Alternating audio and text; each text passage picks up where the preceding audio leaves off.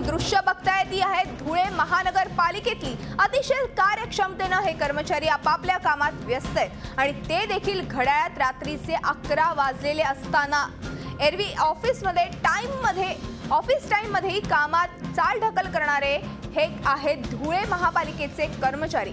मात्र रात्रीचा दिवस करून हे कर्मचारी कोणतेही लोकहिताचं काम करत नाहीयेत, तर चक्क ठेकेदारांची बिलं नियमबाह्य काढता यावीत म्हणून हा सारा खटाटोप चाललाय। धुळे महानगरपालिकेचे 15 डिसेंबरला मतदान आहे आणि त्यासाठी शहरात आचारसंहिता लागू आहे। त्यामुळेच आयुक्त दौलत पठाण यांनी ठेकेदारांची बिलं काढता येणार नाहीत अशी पाटी आपल्या कार्यालयाबाहेर लावली आहे। मात्र हे फक्त दाखवण्यापुरतंच। त्यांच्याच सूचनेवरून हे कर्मचारी रात्रीच्या वेळी चोरट्यानं लेखा विभागात येऊन 35 ठेकेदारांची बिलं काढतात। कर्मचारी संघटनेच्या दक्षतेमुळे हा सगळा प्रकार उघडकीस आलाय। रात्रीच्या वेळी चोरी छुपे बिलं काढणाऱ्या ह्या कारकुनांना संघटनेच्या पदाधिकाऱ्यांनी रंगेहात पकडलं आणि ह्या सगळ्या प्रकाराचा पर्दाफाश झाला।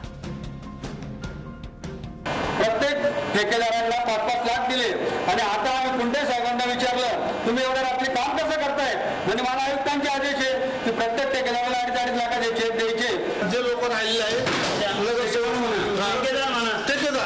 नगरसेवकांचे पहिले दिले होते लोक, त्यातले जे राहिलेले आहेत त्या लोकांना सगळ्याला 2.5-3 लाख रुपये सांगितले।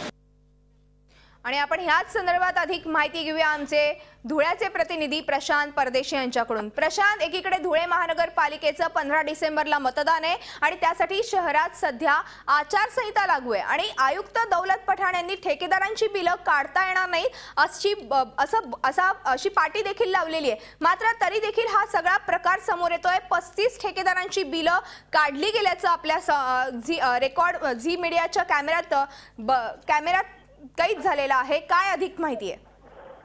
निश्चितच एकदम धक्कादायक प्रकार आहे आणि एकीकडे आपण किती स्वच्छ चारित्र्याचे आहोत असं दाखवायचं आणि दुसरीकडे रात्रीच्या अंधारात अशी कामं करायची ही पालिका प्रशासनाची वृत्ती निश्चितच निषेधार्ह आहे आणि पालिकेच्या पैशाची कशा पद्धतीने गैरमार्गाने विल्हेवाट लावली जाते आहे याचाही हा एक उत्कृष्ट नमुनाच म्हणावा लागेल।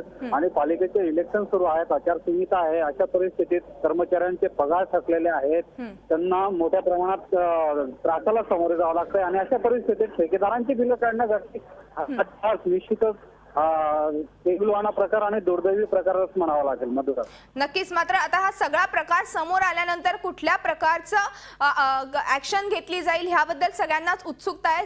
ह्या संपूर्ण माहितीबद्दल धन्यवाद प्रशांत। झी 24 तास एक पाऊल पुढे।